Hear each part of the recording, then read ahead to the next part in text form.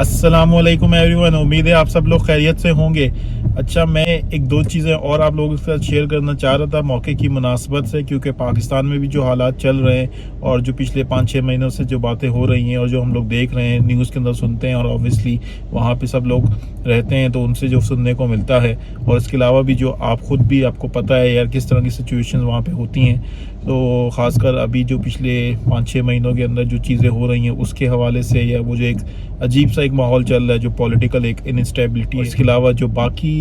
Media के हवाले से चीज़ें हो रही हैं या कुछ और जो अभी वाक़यात हुए हैं उनको जहन में रखते हुए, और उसको फिर जब हम यहाँ से देखते हैं, जब मैं यहाँ से उसको कंपेयर करता हूँ तो देखता हूँ कि यार वो सब हम किस दुनिया में रहते हैं और ये लोग जो है वो किस तरह से यहाँ पे इन चीज़ों को हैंडल करते हैं और यहाँ पे वो किस तरह से वो चीज़ें हो रही हैं। क्योंकि आजकल जो है वो मिड टर्म इलेक्शन का टाइम है और अभी आई थिंक 20 तारीख से लेके 5 नवंबर तक जो है वो अर्ली वोटिंग होगी। मिड टर्म इलेक्शंस के बारे में बताता हूँ कि वो क्या होते हैं। सो बस अभी पहले तो ये है कि वो जो उसकी डेट्स हैं वो यही हैं कि अभी अर्ली वोटिंग हो रही है, अभी अर्ली वोटिंग चल रही है। तो यहाँ पे ये भी एक अच्छी चीज़ है कि आपको ये नहीं है कि आप सिर्फ इलेक्शन डे के ऊपर जाके ही वोट डाल सकते हो। इलेक्शन डे से पहले भी यहाँ पे अर्ली वोटिंग का भी सिस्टम है, तो आप वहाँ पे अच्छा खासा टाइम होता है, उसमें आई थिंक 2 से ढाई हफ्ते होते हैं। जैसे मिसाल के तौर पे आई थिंक ये अभी जो अर्ली वोटिंग स्टार्ट हुई है इस मिड टर्म इलेक्शन की, वो आई थिंक 20 अक्टूबर से स्टार्ट हुई है। तो आज जो है वो 31 अक्टूबर है और ये अभी सैटरडे तक चलेगी, जो कि सैटरडे को 5 नवंबर है। तो मेरे ख्याल से 3 बजे तक का शायद टाइम होगा, लेकिन अगर आप हिसाब लगाओ कि 20 अक्टूबर से लेके अंदाजन और 5 नवंबर तक ये अर्ली वोटिंग का टाइम है। उसके बाद आई थिंक इलेक्शन डे जो है तो वो मैं लिख दूंगा, अगर मुझे वो इन्फॉर्मेशन अभी मेरे पास अवेलेबल होगी तो वो नीचे मैं लिख दूंगा यहाँ पे, तो आप देख लीजिएगा कि किस तरह से है वो। अच्छा, तो इस वीडियो को बनाने का मकसद और आप लोगों के साथ कुछ बातें शेयर करने का मकसद यही है कि जो पाकिस्तान में जिस तरह से हम कुछ माहौल देखते हैं इलेक्शन के टाइम के ऊपर, या आजकल जो माहौल चल रहा है उसको अगर हम थोड़ा सा कंपेयर करने की कोशिश करें यहाँ के माहौल के साथ और यहाँ के इलेक्शन के साथ, तो आपको बहुत ज़्यादा फ़र्क नज़र आएगा। ठीक है, तो उसमें से जैसे मैंने आपको पहली चीज़ बताई है वो यही है कि यहाँ पे एक अर्ली वोटिंग का सिस्टम है। आपके पास जो सबसे बड़ा फ़र्क है वो यही है कि जैसे पाकिस्तान में आपके पास अर्ली वोटिंग का ऑप्शन अवेलेबल नहीं होता, और कोविड के टाइम पे ऊपर जब यहाँ पे इलेक्शन हुए थे अभी 2020 के अंदर, तो वहाँ पे तो आपको वोट बाय मेल का भी ऑप्शन था कि वो आपको बैलेट पेपर्स या वो सारी चीज़ें आपको, अगर आपके पास, अगर आप खुद जाके पर्सनली इन पर्सन जाके वोट नहीं डालना चाहते हो कोविड की वजह से, उस रिस्क को आप अवॉइड करना चाहते हो, तो आपके पास वोट बाय मेल का ऑप्शन भी मौजूद था। और वो भी काफ़ी सारे लोगों ने आई थिंक अवेल किया है, मेरे ख्याल से अच्छी खासी तादाद में लोगों ने अवेल किया, जिसके से थोड़े बहुत इश्यूज़ भी हुए थे, कोई ना कोई मसले तो होते हैं ऑब्वियसली, तो वो सारी चीज़ें तो चली ही हैं। लेकिन उसके अलावा ये ऑप्शन में मैं आपको बता सकता हूँ कि ये ऑब्वियसली ये ऑप्शन तो आपको पाकिस्तान में आपने कभी नहीं सुना होगा कि यार आप बाय मेल भी आप वोट डाल सकते हो, कि आपको बैलेट पेपर या जो भी उसकी सिग्नेचर करना है या किसी से वेरीफाई करवाना है तो वो आपको भेज देंगे और वो आप उसको फिल आउट करके आप उसको बाय मेल आप सबमिट करवा सकते हो, वो देख के उसको काउंट करेंगे। और जिसकी वजह से थोड़ा सा डिले भी हुआ था यहाँ पे, अभी जो 2020 में नवंबर में इलेक्शन हुए थे 2020 नवंबर के अंदर, तो वो एक ऑप्शन था। अब इसके बाद जो सबसे बड़ी चीज़ होती है या लोगों के लिए जो आसानी होती है कि इलेक्शन डे के ऊपर बहुत ज़्यादा रश ना हो, तो वो अर्ली वोटिंग का सिस्टम यहाँ पे होता है। तो आप उस टाइम के दौरान किसी भी नज़दीकी अपने पोलिंग स्टेशन में जाके, जो आपके घर से नज़दीक है, वहाँ पे जाके आप अर्ली अपना वोट कास्ट कर सकते हो। So I think this is another good thing to have. और पाकिस्तान में इस तरह की कोई सिचुएशन नहीं होती और इस तरह की कोई फैसिलिटी आपको पता है कि वहाँ नहीं है, तो जिसकी वजह से ये होता है कि इलेक्शन डे के ऊपर ही सारा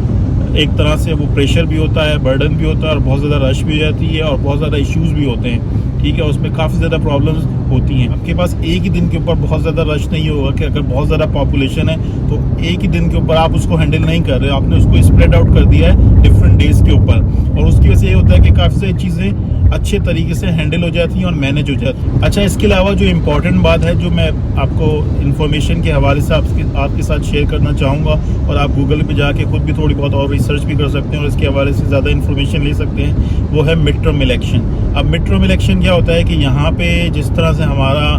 कौमी असम्बली का या सेनेट के इलेक्शंस होते हैं, सेनेट के इलेक्शन ऑब्वियसली बाद में होते हैं, जिसकी के जिसकी जो सिलेक्शन होती है वो कौमी असम्बली के मेंबर्स आई थिंक करते हैं, तो और वो बाद में होती है, इवन वो बाद में ही होती है। और ऑब्वियसली मुझे भी बहुत ज़्यादा सेनेट के बारे में शायद इतना नहीं पता, लेकिन मेरे जहाँ तक मेरी नॉलेज है, हमारे नॉर्मल इलेक्शन हो रहे होते हैं, जो जनरल इलेक्शन होते हैं वो हमारे कौमी असम्बली की सीटों के ऊपर हो रहे होते हैं, नेशनल असम्बली की सीटों के ऊपर हो रहे होते हैं। और हर सूबे के उसके साथ साथ प्रोविंशियल असम्बलीज हैं उसके इलेक्शन भी हो रहे होते हैं। और जो प्रोविंस की जो प्रोविंशियल असम्बलीज हैं, जो सूबाई असम्बलीज हैं, उनके इलेक्शंस होते हैं साथ साथ। तो यहाँ पे वो थोड़ा सा सेटअप यहाँ पे डिफरेंट है। यहाँ पे क्या होता है कि जो आपकी जनरल इलेक्शंस होते हैं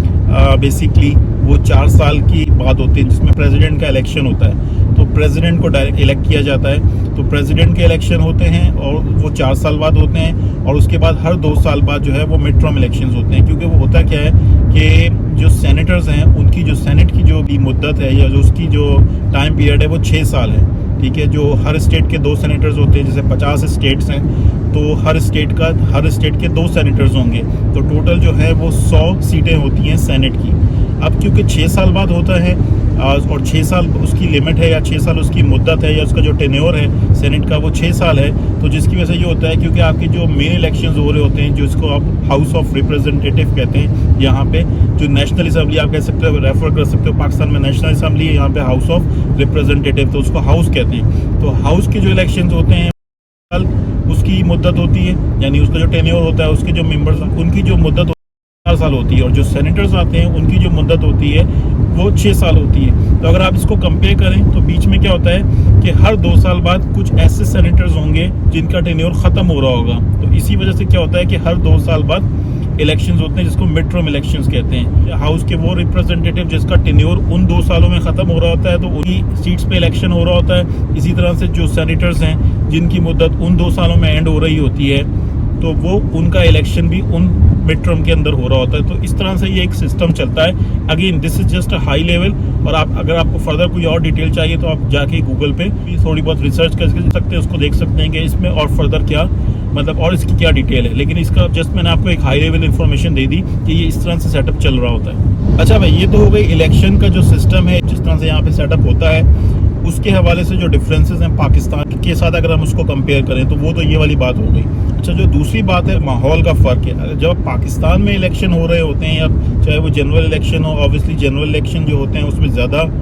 थोड़ी सी गहमा गहमी होती है या चहल पहल होती है, या जो भी मसाइल होते हैं वो ज़्यादा होते हैं। ठीक है, और जो बाई इलेक्शंस होते हैं, यानी कि जो बाद में इलेक्शन होते हैं, अगर कोई सीट खाली हो जाती है या किसी और वजह से,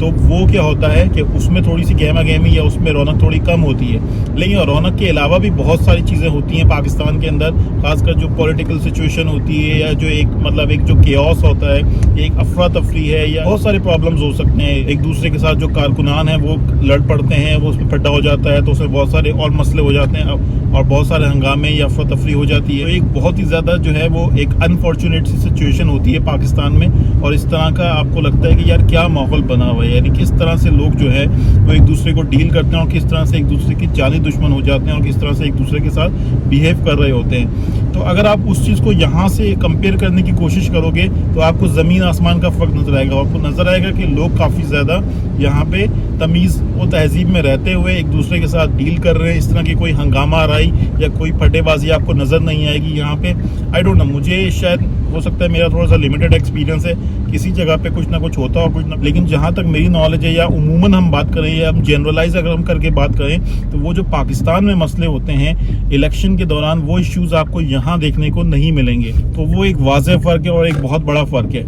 लेकिन जब आप एक अच्छी कंट्री में आते हो जहाँ पे देखते हो कि यार यहाँ पे वो सिचुएशन नहीं है, तो आपको बहुत ज़्यादा तकलीफ होती है। ठीक है यार, तकलीफ तो आपको वैसे ही होती है कि यार हम क्या कर रहे हैं, हम किस दुनिया में रह रहे हैं, हम क्यों इस तरह से बिहेव करते हैं, या हमारे मुल्क में इस तरह के हालात क्यों हैं। लेकिन जब आप उसको कंपेयर करते हो, जब आप एक्सपीरियंस करते हो एक अच्छी चीज़ को, यार देखते हो कि इसमें क्या ऐसी खास बात है, यानी ये लोग क्यों नहीं कर सकते ऐसी चीज़, पाकिस्तान में ये चीज़ क्यों नहीं की जा सकती। तो जब आप उसको देखते हो, उसके साथ कंपेयर करते हो, तो आपको ज़्यादा तकलीफ होती है और ज़्यादा आपको एक तरह से जो है ना वो फील होती है ये चीज़। यार आपको दुख होता है कि यार हम भी ये काम कर सकते हैं, हम भी इस चीज़ को अच्छे तरीके से हैंडल कर सकते हैं, मैनेज कर सकते हैं। अगेन अफसोस ही कर सकते हैं। और आजकल भी जो सिचुएशन चल रही है पिछले 5-6 महीनों से पाकिस्तान के साथ आपका बहुत ज़्यादा एक क्लोज मतलब ताल्लुक है, आप दिल से उसको फील करते हो, तो आपको फील होगा कि यार बहुत ज़्यादा कोई अच्छी सिचुएशन नहीं है और आपको तकलीफ होती है कि यार क्या हो रहा है, ये किस तरह का माहौल बना हुआ है कि जो भी इश्यूज़ हैं वो सबके सामने। मैं किसी एक स्पेसिफिक चीज़ को डिस्कस नहीं करना चाहता हूँ, ऑब्वियसली अभी उस चीज़ का टाइम भी नहीं है, लेकिन जो भी माहौल बना हुआ है वो आप सबको पता ही है। तो वो जो सिचुएशन आप देखते हो तो आपको बहुत ज़्यादा तकलीफ होती है। बस दुआ यही है कि अल्लाह ताला हम सब के ऊपर रहम फरमाए, अल्लाह ताला हम सबको जो है वो हिदायत दे, एज अ नेशन हम सबको हिदायत दे और हम सबको जो है वो अच्छी चीज़ें अपनाने की, अपनी और अपने इर्द गिर्द के लोगों की जो ज़िंदगी, अपनी कौम की ज़िंदगी है उसको बेहतर बनाने की हिम्मत और तौफीक अता फरमाए और एक अच्छा रास्ता हम सबको दिखाए। बस यही दुआ है और होपफुली अल्लाह करेगा इंशाल्लाह, अगर हर बंदा अपने तौर पर एफर्ट करे तो कुछ ना कुछ इंशाल्लाह अच्छी चीज़ें होती रहेंगी और बेहतरी आएगी। मुझे भी दुआ में याद रखिएगा, ठीक है, और अपना और अपने इर्द गिर्द के लोगों का ख्याल रखें। जज़ाकल्लाह, थैंक यू वेरी मच, अल्लाह हाफिज़, गुड बाय।